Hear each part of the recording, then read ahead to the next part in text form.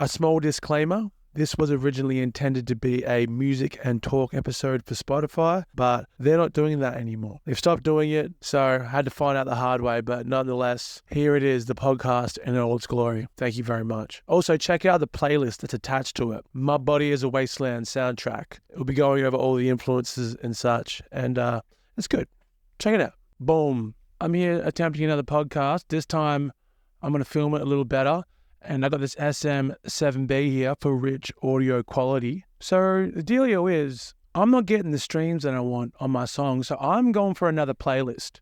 And this is going to be the playlist that I originally done, which I never advertised or whatever. But it's about just, what are the inspirations behind my single, My Body is a Wasteland. So the first song I've come up with is, what is it, Aaliyah? Obviously it's Aaliyah, dude, with Timberland. Aaliyah, Try Again. Everyone knows who Aaliyah is, right? Or maybe they don't.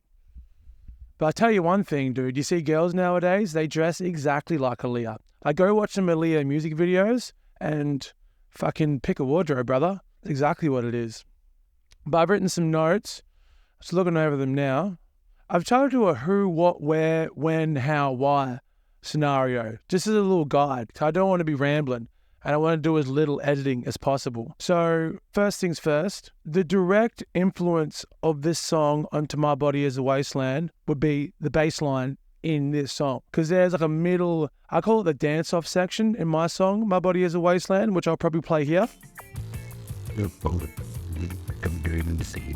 Yeah, so basically that my direct influence was the bass line in this song. Go listen to it and go watch the video on YouTube, because I forgot that this song was actually a single made for Romeo Must Die, which I don't know if you've seen Romeo Must Die, but that's a beautiful movie. That a lot of black people were like talking shit and Asian people in that movie.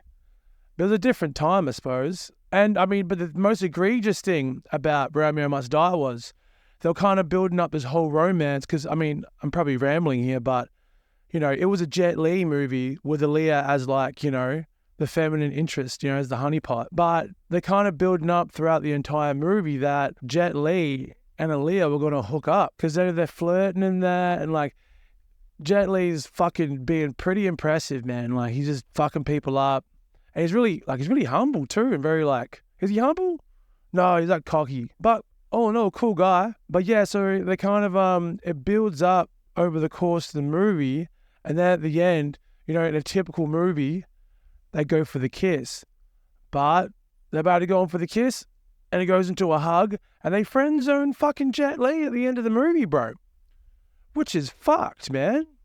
So I suppose that's the thing, right? I think back in the day, Asian dudes weren't allowed to, get some action in movies. That's the, I think that's what it was, right? I don't know. That's a side note. Anyways, yeah, so this song, Timberland produced it. Everyone, I've discussed this ad nauseum, maybe to myself. I've discussed this ad nauseum in my own head, but a lot of what I do is directly inspired by Timberland.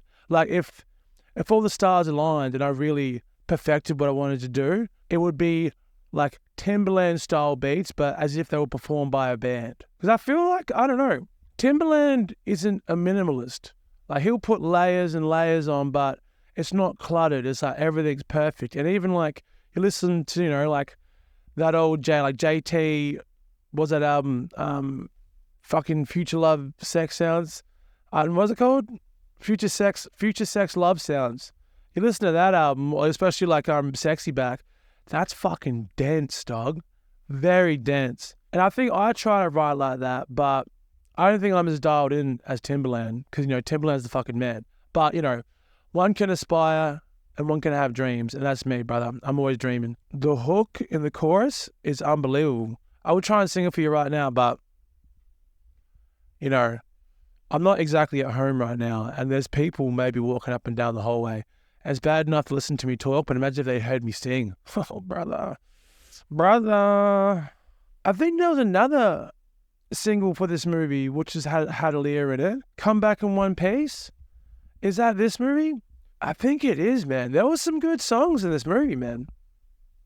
The movie's okay. It's kind of like almost, I don't know if you've seen Purple Rain, Prince. Just a real nonsense of a movie, but It's fun. And, you know, these movies don't necessarily age well because, I mean, these movies almost just seem like conduits to, like, promote music, which is good. The music was great. And the movie is enjoyable. Go watch Romeo Must Die. It's excellent. Excellent fucking movie. What else did I say about the song? I'm just looking over my notes. Here's the thing. If you're going to watch the video of this, which you might, I don't know, nothing going to stop you from doing that, but my eyes are going to be darting to my notes pretty consistently. I'll try and keep some good eye contact because, you know, engagement, you know what I'm saying? Visual engagement. Actually, I was watching the music video for Aaliyah Try Again, and R.I.P. Aaliyah, you know what I mean? Beautiful woman. It's funny, you get to the end of the video, they're doing like this kind of almost, they're doing this dance with umbrellas. What is it? They're doing a little umbrella dance. Kind of like, hello, my honey, hello, my baby, hello, my ragtime gal. How's that vibe to it? What's that frog called? That little frog. How's that frog vibe? That's it, dog. That's all I have to say about the song. That's it. There was another song I had, the Mars Volta. Oh, man, I love the Mars Volta. Let's look up the video. Lavia, I can't pronounce this name. Lavia Laviquez. There we go. YouTube already knew, brother. YouTube knows more about me than I know about myself, and I don't like that.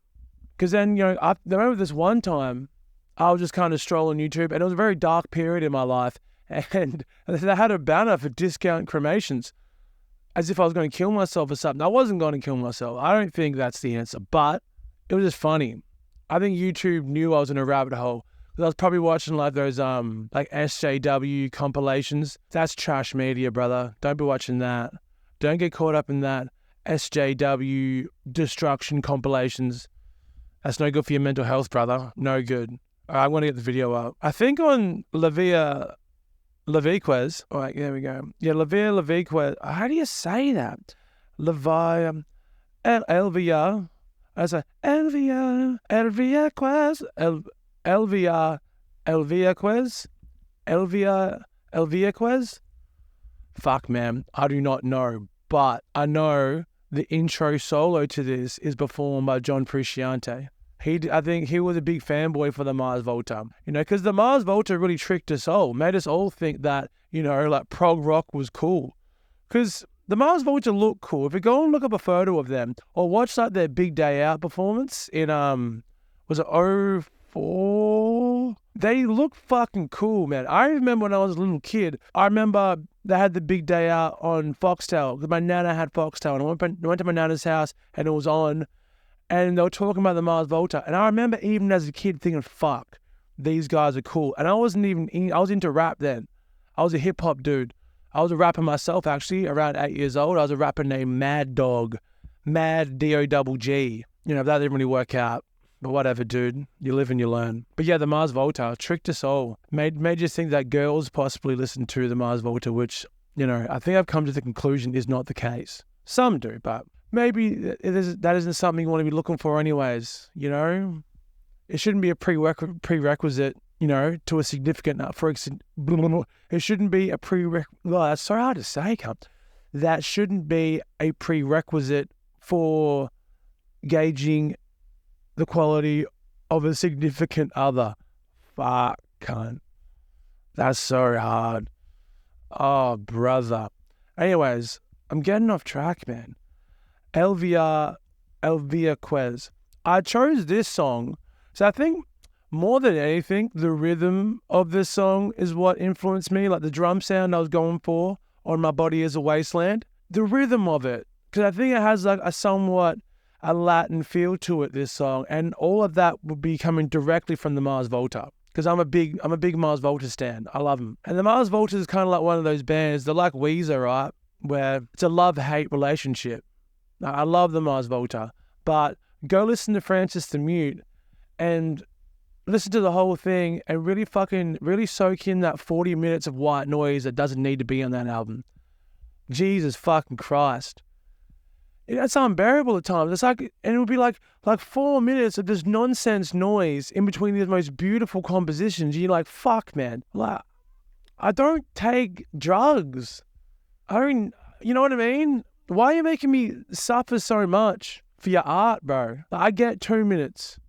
I'm a patient man. And here's the thing. I think I'm not trying to brag or anything, but I think I have more of an attention span than a lot of my contemporaries. Or maybe I don't. Everyone probably thinks that about themselves. But I don't know. But I know a lot of people can't handle fucking 10 minutes of white noise because that shit's outrageous. Fucking outrageous. It's like some fucking, what's that? It's like some Stanley Kubrick shit. Because Stanley Kubrick will make a movie and he'll be like, there'll be no fucking plot, but it'll be all artsy and shit and well shot and, you know, definitely has its cool moments. But in the name of high art, you can get away with fucking murder, mate. You don't have to write a plot because, you know, it's all up to interpretation. If you were smart, you would get it. No. Fucking do your job, bro. Tell the story. You know, you can be artsy about it as well. You can be abstract. But that's even more impressive. If you can be really abstract but still have a cohesive narrative, fucking hell, dog. They give you the Nobel Prize. Anyways, have I even discussed this song, dude? But yeah, the Mars Volta is going to be influencing a lot of what I do. As I said, I'm a real Mars Volta stan. I'm not sure. I mean, again, what I would like to do, if all the stars aligned in a perfect world, I would love to do what the Mars Volta does, but, you know, distill it a bit. Maybe not have 10 minutes of white noise in between songs. That'd be fucking nice. So yeah, those are some dreams and aspirations of mine. You know, aim for the stars, reach the moon. Hey, I'm just going to check the camera because I just got a bad feeling that's not recording. We're gravy, baby. And we are fucking gravy. All right. Well, what's another song we have here? Fuck off Spotify. I mean, you're listening to this on Spotify. Don't fuck off Spotify. Love ya. Love ya, baby. All right. The Cars. Drive by the Cars. Drive by the Cars. Pretty fucking cool. I think for me, in my body as a wasteland, there's a big, in the second verse, there's like a real dreamy pre-chorus that added in, like really heavy synths. And there's a couple of songs from like, is this like late 70s or 80s? This is 80s. But I really love late 70s, early 80s, like pop music or even like the rock music of the time. That shit was cool. But the synths in this are amazing. What's this video looking like? Black and white. Pretty fucking cool, man. Who's gonna drive you home tonight? Fucking very cool, baby. But yeah, for really, this song is just the synths, man. Great song. Because the Cars, aren't they credited with the whole like power? No, are they? Are they the first power pop band or something? I don't know. The Cars are relevant. They're relevant. I mean, at some point they were relevant. And here's the thing. People discuss them as being this cool band. You know, I listened to that first album. They're good songs. And this song's a fucking jam too. It's just really, again, I chose it because of the synth sounds. I love those synths. They're very timeless. It's a beautiful song. Who's gonna drive you home? I feel like this song, it reminds me, like, I don't know, the 80s synthy stuff and like 2000s pop punk somehow have like built-in nostalgia. And I don't know if it's just because of movies that I've watched or because, you know, pop punk was like, you know, big when I was a young boy. There's like a built-in nostalgia, but I don't know. I think it's more than that. I think it's the chords themselves. Like they're nostalgic and like, is dreamy and nostalgia just kissing cousins? I don't fucking know, baby. But yeah, dude, I listen to this and I feel like, I don't know, have you seen Ali G? You know, all right, put yourself in this scenario, bro. You see that scene in Ali G in their house and, you know, he sees his Julie for the first time. My Julie. And they lock eyes. And this is what I hear playing. I don't think it is playing in the background, but I hear this song playing in the background. Who's gonna drive you home tonight? That's what I hear. And that's what I was going for in the song, with a little bit of dreamy nostalgia. Because that really gets my dick hard, brother. The next song, I chose Ashes of the Wake, Lamb of God. This might be a bit of a coming out of left field, but if you know me, if you know me as a person, it's not. I was very obsessed with Lamb of God when I was a young boy. That was my fucking jam, dog. And the reason I brought it up in the context of My Body is a Wasteland, my single, is that first riff, that is like, that's some straight up Lamb of God shit. You know, because Lamb of God, you know, Ashes of the Wake, they've always got very Middle Eastern sounding riffs. And Ashes of the Wake, the title track off Ashes of the Wake as a prime example, is instrumental with just shredding guitar solos. But some of the riffs are fucking wild. But I was obsessed with Lamb of God. I loved Lamb of God like a 14-year-old girl, like in the 2000s, loved like In Sync or something. That's how much I love Lamb of God. And because Lamb of God had all those documentaries that they made, so you got to know each member individually. And I know what they were like, man. You put on a Lamb of God song, like I can tell you most of the time if it's the older stuff. I can tell you if it's a Willie Adler song or if it's a Mark Morton song. I can tell. You can tell by the riffs. You know, I love Lamb of God. They're the marrow in my bones, brother. When I first started playing guitar on my BC Rich Warlock, I was to go home every day and I would practice Laid to Rest, Hourglass, and Omerta over and over. Over and over, brother. That's all I do. Fucking love Lamb of God, man. Very cool riffs. I mean, some of the coolest riffs in the world. And I remember for a while, I got pretty good at guitar, like playing metal and stuff, and I thought, oh yeah, man, Lamb of God stuff, I could probably play pretty easily now. Wrong. Nah, man. Try and play fucking Now You Got Something to Die For. That's just fucking hand. I was going to say, that is hand abuse. Hand abuse. Brutal, dog. Never ending. But yeah, Lamb of God, man. They're the best. What else is there to say about Lamb of God? It's a weird thing. The early 2000s, right? It seemed like every genre was popular around like the early 2000s. Like metal was really big with like the metalcore stuff and the new wave of American metal with Lamb of God. And then you had like Kill Switch and Avenged Sevenfold, Slipknot, all those new metal bands. Then fuck, it was a good time for metal. And then what else? Well, fucking hip-hop was great at the time as well. I mean, that's when hip-hop was huge as well. Pop was huge. Rock was huge. Maybe not as much jazz. But jazz lives on eternally through other things. Jazz is like the fucking, the marrow in our collective cultural bones. Jazz is the marrow. Quote me on that, cunt. Put that on my tombstone. Jazz is the marrow. If anyone ever clipped that, like me saying jazz is the marrow, they'd maybe assume that I'm a big jazz guy. I'm not. I like a couple of jazz songs. But Miles Davis, Blue and Green. That's beautiful. What else? Fucking Coltrane and Duke Ellington. Dun dun dun dun dun dun. Dun dun dun dun dun dun. Oh, what's the song called? In a Sentimental Mood. That's nice. That's some good jazz. That's some cool jazz, cat. Ooh, I'm a jazz cat. All right. Fuck yeah. We're making headway. But Lamb of God, I'll put this in there for the riffs, baby. And I'm all about the riffs. All right, so Nothing But a G Thing, Dr. Dre and Snoop Doggy Dogg. The big part of what I'm getting from this is actually the synth lines over like that G-funk stuff. They're kind of like, it's almost like alien spooky synth sound. Like, that shit's like, yeah, it's almost, but it's like spooky sounds. And if you notice in My Body Is a Wasteland, if you've listened to it, give it a listen. Why wouldn't you, mate?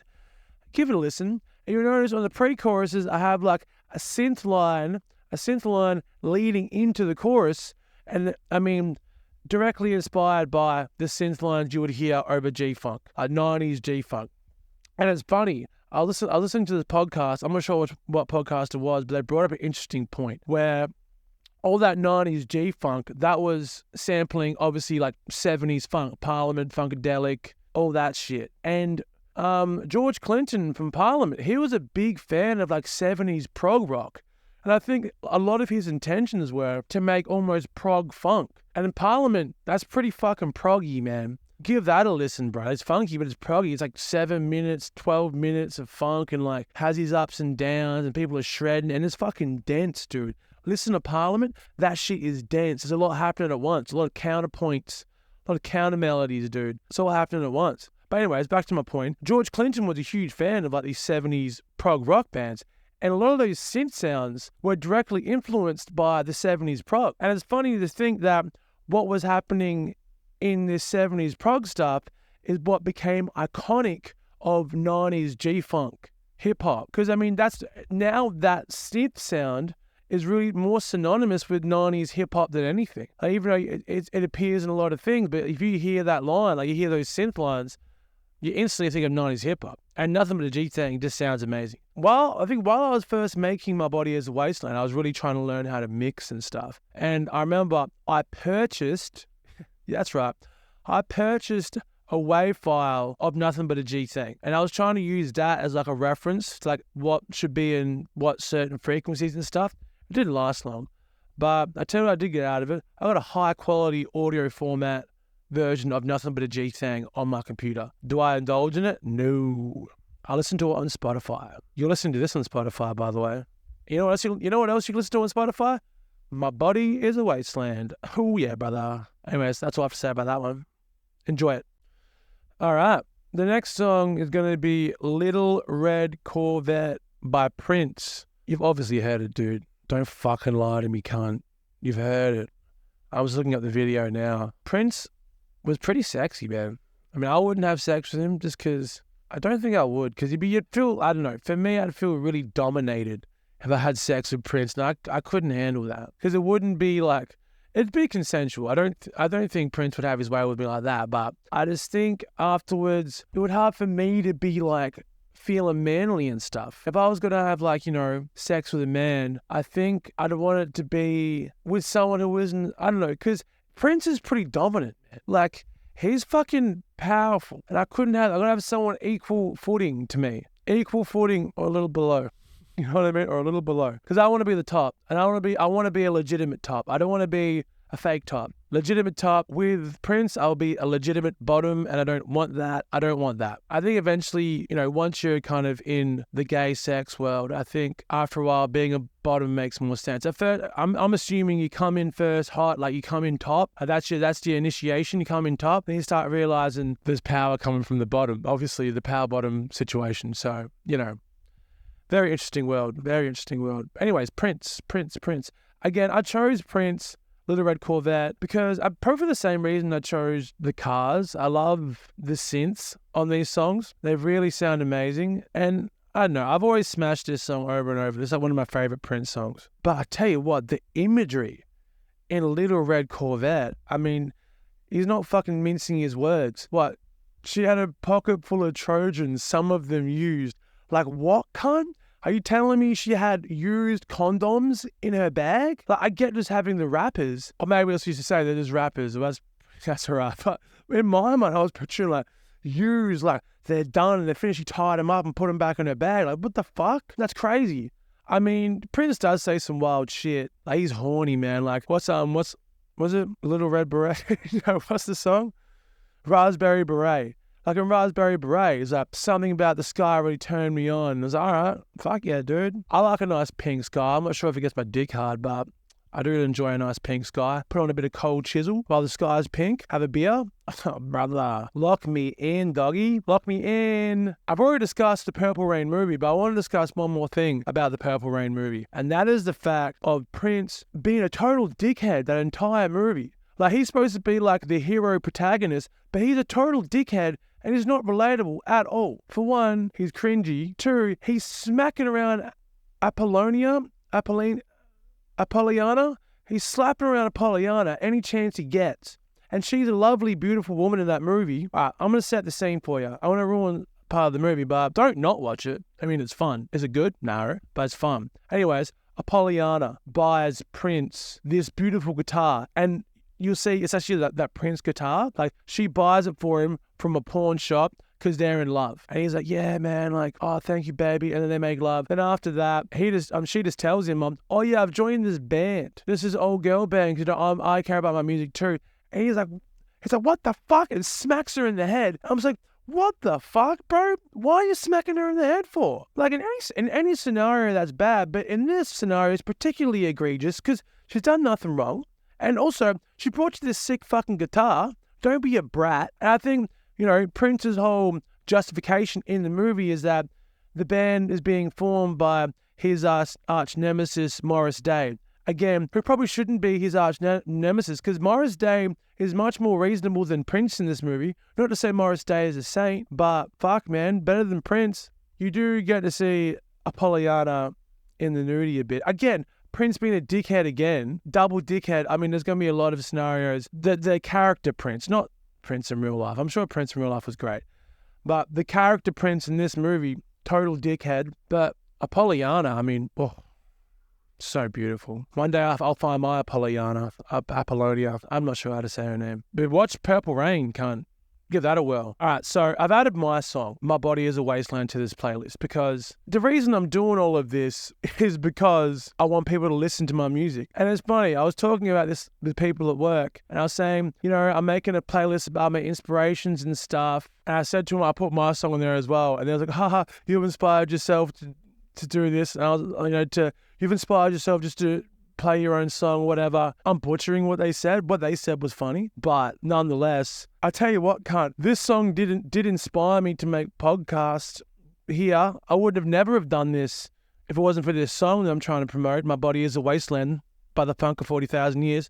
Looking right at him, brother. But yeah, man, give it a listen, give it a whirl. Because I'm hot and cold on this song. Because I spent so much time on it, it's fucking, a lot of times it's dead to me. But when everything's kicking off right, and I've got a good amount of dopamine, I've got a good pool of dopamine to source from, or serotonin, I'm not sure how these chemicals work, I'll listen to this song and I'll say to myself, you know what, it is pretty good. And then if I'm in a bad mood and I listen to this song, I'll be like, what a piece of shit.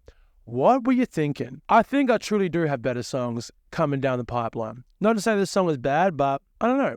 I don't think this song is bad. I just think I have better ones. That's my only thing about it. I think it was the first song where I really feel like I nailed the drums, or I was happy with the drums, or I felt like this could be, I could create something myself in my room that would be like consumer quality. That's what this song gave me. A lot of layers. This bitch is dense. This is a dense fucking song, dog. Very, just like how Parliament's dense. Just like how Timberland is dense. All you fucking minimalists out there want to talk shit on dense shit, you can get fucked, bro, alright? There's more than one way to skin a cat. Because minimalists, I feel, are the most pompous ones. They're the ones that, you don't really need to do all that. Like, listen to the Stones, listen to this. It's like, yeah, that, those bands are great or whatever. And like, minimalist music is fantastic. But don't talk shit and everything else. So when people talk shit on like metal guitar playing, like metal shredding, like the sweeping and that shit. If that's initiated, if that's, what's the word I'm looking for? If that's done tastefully, I mean, a lot of people say it can't be tasteful, but I don't know, if that's executed well, it's a fucking dream, man. It's fun. Like, it really brings the energy up. Like, it's like a fucking aggressive fast. Listen to Slayer, bro. They don't really have breakdowns. They just have like solo sections for a lot. I mean, a lot of those, that old Slayer, just like they play the solo and everyone starts moshing it. It's fucking sick. So if anyone wants to talk shit on going over the top, they can talk to me first. They can fucking catch these hands, brother. Nah, I wouldn't punch him, but they can fucking catch these hands, cunt. All right. Anyways, that's all I have to say about that one. The next song we have is gonna be Slam by Pendulum, because this song fucking rips, cunt. I'm trying to think how it's relevant to this song, because to be honest, I made this playlist a while ago. It's hard, man. You think you're laying out inspiration, and I think I am inspired by this, but I was trying to do really direct inspirations. But I think for me, this intro to Slam, I don't know if you can hear that. I hope I don't get copyright, but you're gonna hear it anyways, because I'm gonna make a music and talk podcast or whatever. It's gonna be sick. But this song, it just goes fucking high. And that intro, that's really, again, now how I was saying, if I could consolidate the Mars Volta into 4 minutes, or if I could perform what Timbaland does with beats with a live band. It's the same with like Pendulum. If I could capture something from Pendulum and recreate it in my own way, I'd be very proud. But Hold Your Color, that album, is amazing. And I remember when I was year 8, I think that's when it came out, and I had older friends, not trying to brag. Now, they beat me up and made me cry, but here's the thing. I was hanging out with the older boys. I was, year 9? They were year 11. I mean, fucking, that's high status, brother. And we used to go to the granny flat, and I think one of them used to bring the decks. I brought that DJ shit, and I remember hearing Hold Your Color over and over. At the time, I didn't really realize how good it was. I took it for granted. But, it's always like you look back on music of your youth with hindsight, you're like, fuck, that was amazing. But yeah, they used to beat the shit out of me there. I forgot about that. Some really intense hazing. I cried a couple times, got kicked in the head. Eventually, I think they beat me up so much they started feeling bad and they stopped. They said to me afterwards, like, oh, that was initiation. We just beat you up because, to toughen you up. I'm like, yeah, It's always easy to say in hindsight after you feel bad. It's like, oh yeah, we did it for a reason. Like, no, you're just being a cunt. But then again, these people didn't end up being my closest and dearest friends. So don't get me wrong. It's funny how you make friends after fights. Like, even I remember year 7, I got in a fight with a certain gentleman because he threw a basketball at my cousin. I was like, you threw a basketball at my cousin, cunt? And we got in a fight and he beat me up. He beat me up pretty bad. I didn't stand a chance. But after the fight, we were at detention and we're both kind of sitting near each other and we just started talking, shooting the shit. I think he said sorry and I said sorry too. And we started talking about Pokemon and then we became fast friends. I went to his birthday that year. He had a tent out the back of his house and fucking the rest is history, brother. Anyways, slam, pendulum. Again, I think it's more the rhythm more than anything. That shit. I love it. That's really all I have to say about it. I really talk fuck all about pendulum, but well, what's his name? Matt Swire? No, Rob Swire. Rob Swire, that's a dream collaboration, dude. I think Rob Swire's from Perth as well, because that's where I'm from. The funk of 40,000 years. I'm from Perth. Maybe one day I'll get to work with Rob Swire. Rob Swire, if you ever hear this, save me from myself. Help me. Help me, brother. Anyways, yeah, Pendulum are the best. Thank you. All right, so the next song is Get Your Freak On. And I think this is another case. Sorry, this is Get Your Freak On, Missy Elliott. I think this is another case of like me just really liking a song. So I'm trying to think of the direct correlation to My Body Is a Wasteland. Right now, I'm not thinking of much, but let's look up the video because the video is always fun, man. Missy Elliott, she's very cool. And Missy Elliott's fucking legit, brother. She's so legit. It's funny now, like I remember when like Wet Ass Pussy came out. When that came out, everyone was kind of like, these ladies were saying like, oh, like it's amazing to hear like women talking about their sexuality, and it's like, yeah, that's great, but Missy Elliott wasn't mincing her words. You know what I mean? Little Kim wasn't mincing her words. Not to say it shouldn't be done or anything's bad or anything, but it's like, give Missy Elliott her fucking props. She was talking about getting dick way back in the day. This video is pretty fucking cool. Is that Redman? No, stop. A lot of camera. I'm seeing a lot of camera. And again, this is the same as the Aaliyah scenario where I'm seeing a lot of outfits here that I could likely see on a Friday night in Fremantle. She's got a fucking cool... Dude, even her style, right? Go watch the Get Your Freak On video. She's ahead of her time, mate. She's got a denim vest on, studs. She's wearing a Motorhead shirt. I remember there was that thing like a couple years ago. You see it on like all these metal YouTube channels, like people wearing like Slayer shirts and all these metal shirts. Was it like Travis Scott wearing like a Death shirt or something? Kanye West was doing it too.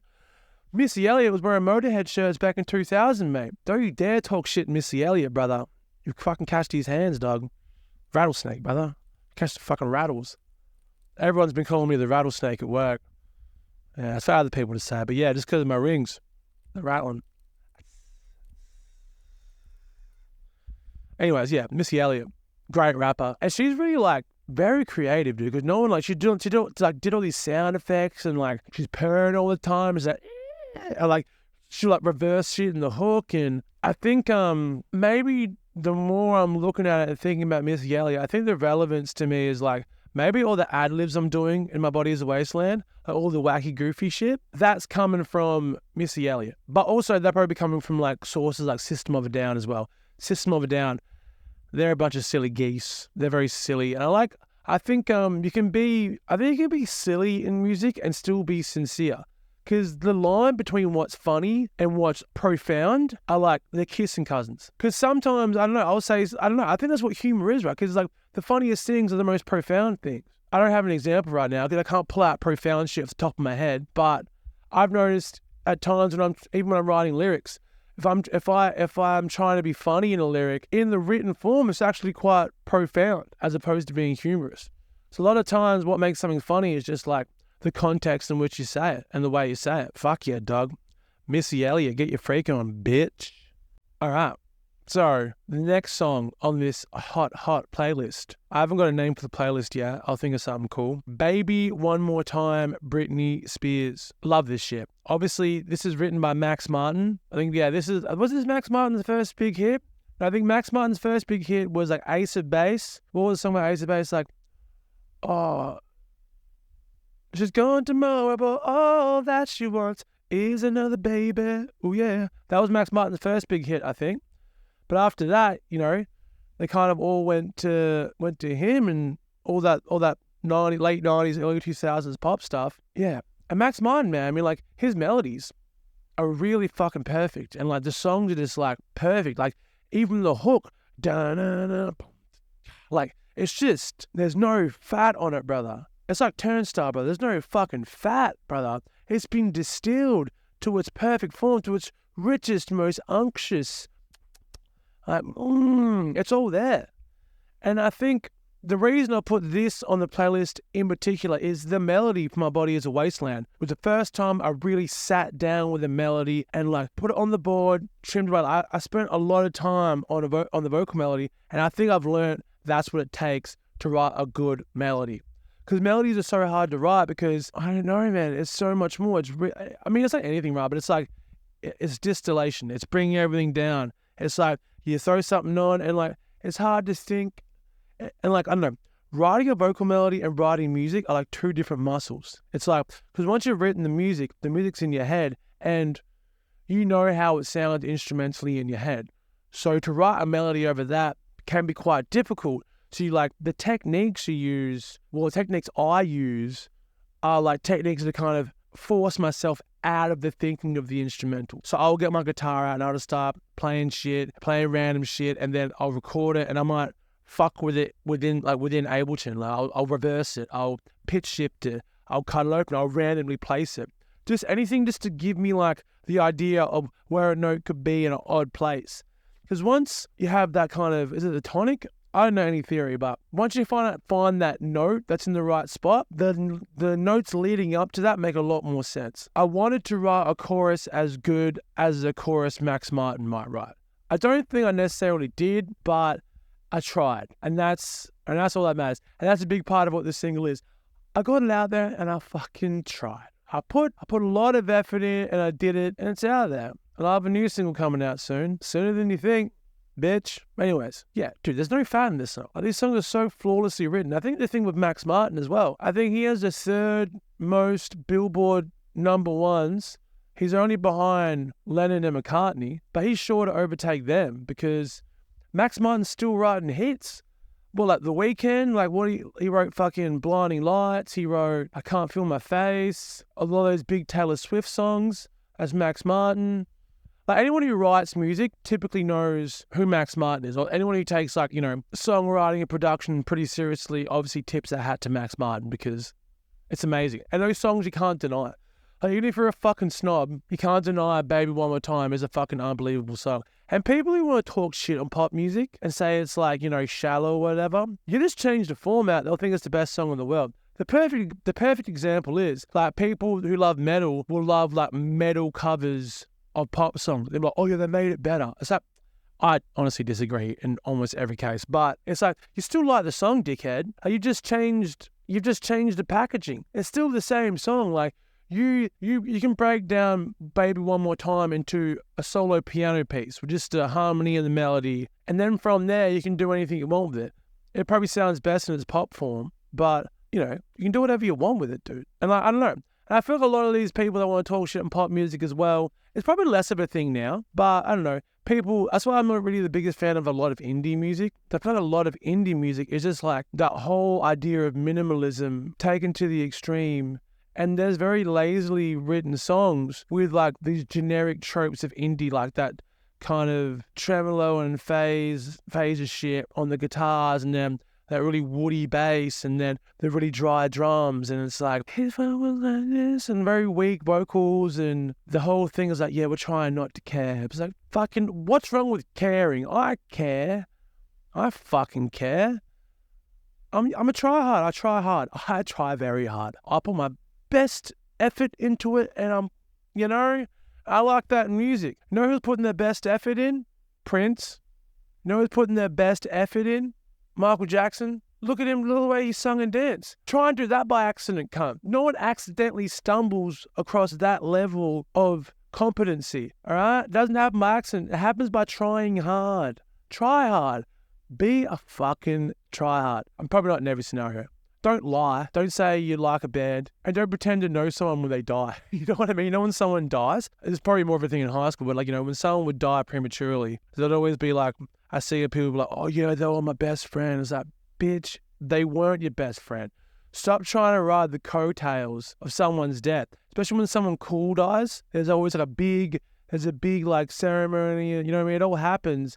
And then you have a lot of people riding coattails because it becomes a social event. It becomes a big event for everyone. Like, yeah, man, we're doing this, we're doing that. Yeah, don't be a tryhard like that. Be honest. Don't lie to yourself. And don't pretend to know someone when they're dead.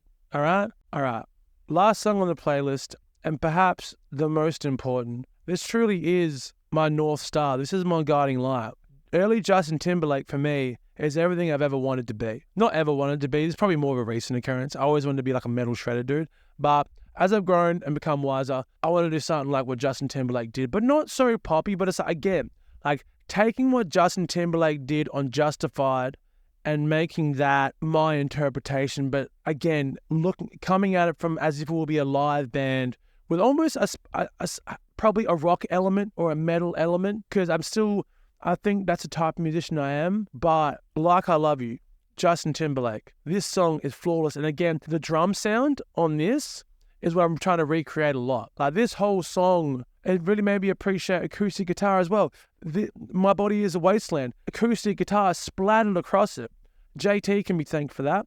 And I think the production on this isn't Timberland, this is the Neptunes. So that's what Pharrell and Chad Hugo. Do yourself a favor, go on Spotify and just look up the Neptunes. There'll be like This Is the Neptunes playlist and look at all the shit they did. Like they're a fucking batting average like crazy, dog. But yeah, the drum sound and the acoustic sound in this. Yeah, I mean, this is the blueprint, brother. This is the blueprint. Also, funny thing about the song, there's no bass on it. I think there's no actual bass. There's just acoustic, drums, and vocals. And it's funny, man. Like JT was really feeling himself in this because he'd always say some crazy shit like, "It's just Justin, baby. Don't be scared. It's just Justin, baby." Like, all right, JT. I mean, I wasn't scared until now. If you go up to someone and tell them, "Hey, I'm not going to murder you tonight in your sleep. Don't be scared," like to a stranger, kind of horrifying. But I suppose no one's really a stranger to Justin Timberlake. He's so famous. I mean, even to this day, right? I mean, even you talk to younger people, they still know JT. Maybe not full of the bangers like this. Oh, no, probably. Because it's a weird thing, right? I work in bars and stuff, and I work at one bar. I'm not going to say what it is. Like, they play, like, 2000s R&B and hip-hop and stuff. And I'm just like, I don't know. But the demographics, like 18 to 20 plus a little bit. So it's like, is this what young people are listening to? Is like 2000s R&B and hip-hop? I fucking doubt it, because what? Let's go to Spotify right now and look up the top songs. I guarantee it's not fucking Fat Man Scoop. Fat Man Scoop, fucking glad. I fucking hate Fat Man Scoop. If I see Fat Man Scoop from the flesh, dog, we're going hand-to-hand combat. Fucking Mortal Kombat, dog. All right. So, again, dude, I'm looking at top 50 global Spotify. I can't find one edition of Fat Man Scoop. I don't see any Chingy. I don't see any Missy Elliott. That's unfortunate. There should be some Missy Elliott there. I don't see any fucking, what do they always play? Who's that dude? I don't see any Flow Rider. Where's the Flow Rider at? So why the fuck are you playing Flow Rider every night? Like, fucking learn your demographic, dude. I don't get it. And that's the thing, man. A lot of DJs are getting paid money to do something. I'm like, I get, like, a good DJ, I respect that. Like, someone who's really, like, cultivating the vibes and doing something different and really, like, getting people excited. A lot of DJs are fucking phoning it in. You may as well just go on Spotify and just go 2000s. All right, I might do it right now. Let's go 2000s hip-hop mix. Oh, look, there's one right here. Spotify instantly generated this mix. Let's have a look. This is giving me some random shit. Oh, Juvenile. Wow, this is spinning out some random shit. Maybe I have to fine-tune the, what's golden? This is fucking cool. MF Doom. Tell you what, man, AI is coming for us, brother. I'm getting less and less scared of AI. Because here's the thing, right? It's going to sound fucking pretentious or whatever, but art is only perspective, really. So until the AI becomes self-aware, it's not going to matter. And I think the thing that scares people is that people are going to just use AI to make music, which they will. But there's different levels to creating music, right? Because in the process of creating music, you understand how it's made and you develop a sense of taste. And then in the end, you learn the inner intricacies and you learn like there's a second level of knowing something. There's knowing something like with music, right? You can learn the music theory and it's like, yeah, cool. These are the rules. These are the stipulations. These are like the laws of physics you have to abide by. But there's that second level of knowing where it's like, okay, writing a perfect melody. There's certain things that can aid that, and there's people, and you see people will teach it about here's how to write a melody. But then you hear their melodies and you're like, well, that melody isn't very good, my friend. So what is it then? And that's the thing as well. Like with music, right? It's very fixed. It's like 12 notes over a certain amount of octaves. But here's the thing. A lot of people write shit music and not many people write good music. So there must be something to it, something intangible. And I think an AI engine would know that. An AI engine would know, like, oh, cool, we could just pump out music. And also, it can just like rinse and repeat over and over. So hypothetically, maybe if you were a person writing music with AI, you could just like rinse and repeat and then just like a randomize button and just randomize compositions over and over and just pick and choose what you want. Maybe that's what it will be. But I think in doing that, you're going to miss out on developing a sense of taste, which would lead you to make better music, because eventually it's just making good choices, right? Because no one like creates the first melody. These melodies are omnipresent. They exist at all times. These chord progressions always exist. You're discovering them for yourself and you have your own perspective on it, and that's what your music is, ideally. Unless you're just fucking copying someone else, which, a lot of people that do that. So, I don't know. That's the end of the podcast. I think I've said a lot. I wonder how long it's going to be. I wonder if it's still recording. Because, dog, man, if I check that phone and it hasn't been recording, I'm going to go fucking death by cop. I'm going to go full Grand Theft Auto rampage. I'm not going to like kill anyone, but I'm going to go stealing cars. I'm going to go fucking throw Molotov cocktails at large, like a Big W or something, or Kmart, after hours. I don't want to hurt anyone. But I'm going to go full death by cop. And they're going to try and get me. I'm like, I'll go full Bar Salts rage on them. Bar Salts, PCP rage. Anyways, goodbye.